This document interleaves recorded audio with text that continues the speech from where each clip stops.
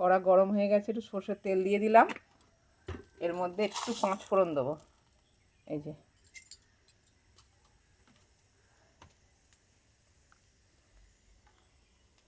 কাঁঠাল দানা, আলু আর কাঁকরোল কেটে রেখেছি। এবার এইটাকে ছেড়ে দেবো ওর মধ্যে, তেলের মধ্যে।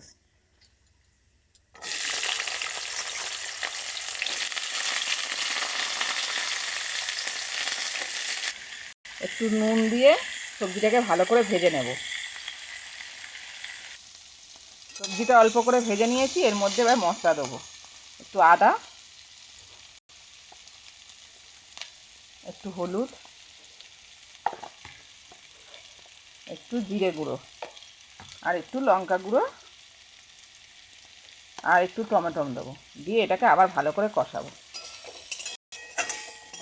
মশলাটা ভালো করে ভাজা হয়ে গেছে, এর মধ্যে অল্প একটু জল দিয়ে চাপা দিয়ে দেবো।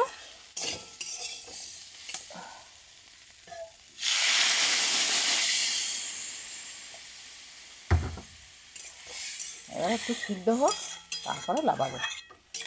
তরকারি হয়ে গেছে, একটু অল্প অল্প রস রস আছে। এর মধ্যে একটু চিনি দিয়ে দেব, অল্প একটু চিনি দেব, দিয়ে একটু কষিয়ে লাগিয়ে নেব। এটা রুটি দিয়ে খেতে খুব সুন্দর লাগে। বন্ধুরা করে রুটি দিয়ে খেয়ে দেখবেন কেমন লাগে। তরকারি হয়ে গেছে, এবার বন্ধুরা লাগিয়ে নেবো আমি।